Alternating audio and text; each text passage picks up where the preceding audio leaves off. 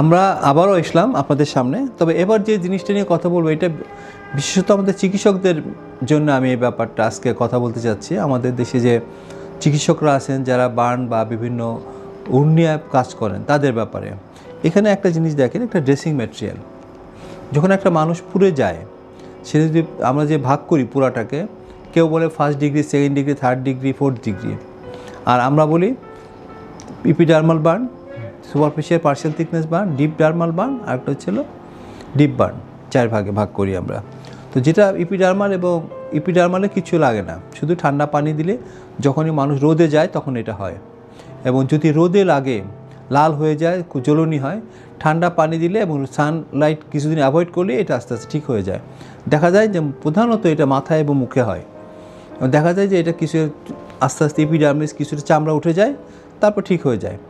কিন্তু যদি superficial partial thickness বা ডিপ পার্শিয়াল থিকনেস হয়, তাহলে কিন্তু আমরা অনেক ধরনের ড্রেসিং ম্যাটেরিয়াল ব্যবহার করি আজকাল।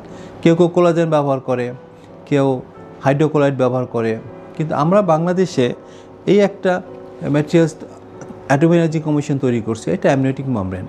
অ্যামনিওটিক মেমব্রেন হলো, এটা হলো এন্ডোথিলিয়াল সেল একটা বেসমেন্ট মেমব্রেনের উপরে থাকে। এটা সম্পূর্ণ বায়োলজিক্যাল, এবং এটা এমনভাবে তারা প্রসেস করে গামা রেডিয়েশন দিয়ে বা অন্যান্য প্রসেসে, এইটার মধ্যে দিয়ে কিন্তু কোনো জীবাণু ট্রান্সমিট হওয়ার কোনো সুযোগ থাকে না। এটা সাধারণত বাচ্চা হওয়ার পরে যে প্লাচেন্টাটা যেটা ফেলে দেয়, সেখান থেকেই কিন্তু নিয়ে এটা সংগ্রহ করা হয় এটাতে। এবং এটার মধ্যে যে সবচেয়ে অ্যাডভান্টেজ যেটা, এটা হলো খুব থিন।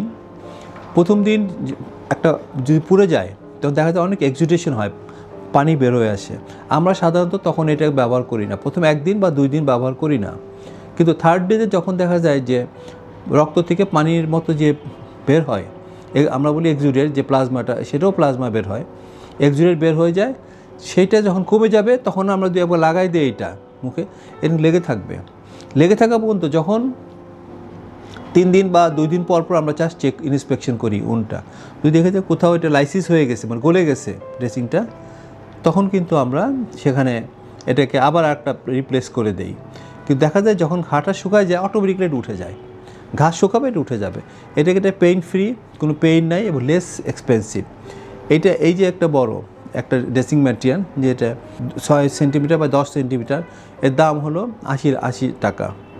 আচ্ছা, আবার একই ধরনের ড্রেসিং ধরেন আমরা এটি কম্পেয়ার করি, এটা 4x4 ইঞ্চি বা 10x10, এইটার দাম পড়তেছে 10 সেন্টিমিটার বা 10 সেন্টিমিটার, মানে 4 ইঞ্চি বাই 4 ইঞ্চি। এইটার দাম পড়তেছে প্রায় 250 থেকে 300 টাকা এই ড্রেসিংটা। এইটাও ব্যবহার করা যায়, কিন্তু এটা একটা ডিসঅ্যাডভান্টেজ আসছে, সেটা হলো কাজ ভালো করে, কিন্তু এটা যখন কোনো ঘাতে দেওয়া যায় তখন দেখা যায় এক ধরনের পানির মতো, কষের মতো বের হয়, এবং তার গন্ধটা খুব তীব্র। এই গন্ধটা ওই হাইড্রোজেন সালফাইডের গন্ধ, মানে পচা ডিমের যে গন্ধটা ওই রকম। আর দেখতে মনে হয় যেন পুজ হয়ে গেছে ভিতরে একটা। অনেকেই ভয় পায় যে আমার পেকে গেছে, পুজ হয়ে ইনফেকশন হয়ে গেছে, দৌড়ায় আসে আমাদের কাছে। আবার কেউ কেউ বলে পচা গন্ধ হয়ে গেছে, পেকে গেছে। 2টা কারণে আমরা এটা অনেক সময় অনেকের কাছেও মানে ব্যবহারযোগ্য হয় না। কিন্তু এইটার গুণাগুণ ভালো। আমরা এটাকে অ্যাভয়েড করার জন্য যেটা করি, সেটা আমরা এটা ব্যবহার করে উপরে আমরা কটন দিয়ে পেঁচাই দিই, যাতে দেখা না যায়, গন্ধটা না আসে। আর যখন চেঞ্জ করে দিই, এটা 5 থেকে 6 দিন রাখা যায় একবার দিলে। কিন্তু এটার দামটা অনেক বেশি, এটা ইম্পোর্ট করতে হয়। এতে আমাদের দেশে ফরেন কারেন্সি খরচ হয়, কিন্তু এটা কিন্তু কোনো ফরেন কারেন্সি খরচ হয় না। এটা আমাদের দেশেই সংগ্রহ করতেছে, এবং মোস্ট বায়োলজিক্যাল, মোস্ট ন্যাচারাল একটা ড্রেসিং ম্যাটেরিয়াল, যেটা একটা মানুষের তো ক্ষতি করেই না, বরঞ্চ খুব সিম্পলিসিটি, এটা ব্যবহারটা খুবই সিম্পলিসিটি। এটা রেডি অবস্থায় থাকে, এটা একটা সেলফে রাখা যায়, এর কোনো ফ্রিজে রাখতে হয় না, কিছুই না। জাস্ট স্টাইল হইতে বের করে একটা নর্মাল সেলের মধ্যে রেখে ওই অবস্থায় আমরা বসাই দিই, কিছুক্ষণ পরে এটা লেগে যায়, একদম আঠার মতো লেগে যাবে। কিন্তু যখনই কোনো ঘাস শুকায় যাবে, উঠে যাবে। তো সুতরাং আমি মনে করি দাগও থাকে না। কিন্তু এটাতে আবার একটা সমস্যা হচ্ছে, এটা কিন্তু আমরা ডিপ বার্নে ব্যবহার করতে পারি না। ডিপ বার্নে, ফুল থিকনেস বার্ন যেটাকে আমরা বলি, সেখানে ব্যবহার করা যায় না।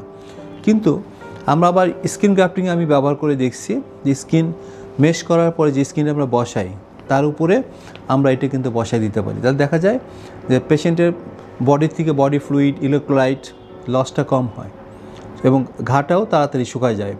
ওই যে মেশ করা স্কিন যখন দেই আমরা, তখন যে মেশ উইন্ডো থাকে তার দিয়ে যে এক্সুটেশনটা বের হয়ে আসে সেটাকে কিন্তু এটা দিয়ে দিলে এটা কমে যায়। তো এটা একটা আমাদের জন্য খুব একটা অ্যাডভান্টেজিয়াস, কিন্তু এইটা দিলে কিন্তু হয় না, এটা কিন্তু দেওয়া যায় না, মেশি স্ক্রিনের উপরে এটা দেওয়া যায় না। এটা দিলে হয় কি পুরো স্ক্রিন সহ উঠে আসবে, স্ক্রিনের সাথে লেগে যায় এটা কিন্তু তা হয় না। সুতরাং আমরা মনে করি যে এটা আমাদের ফরেন কারেন্সি সেভ হয় এবং পেশেন্টের জন্য খুব কমফোর্টেবল এটাতে এবং কস্ট ইফেক্টিভ। সুতরাং আমরা আমাদের চিকিৎসকদেরকে বলবো যারা বার্ন নিয়ে কাজ করেন বা যারা বিভিন্ন ঘা নিয়ে কাজ করেন তারা এটা ব্যবহার করতে পারেন।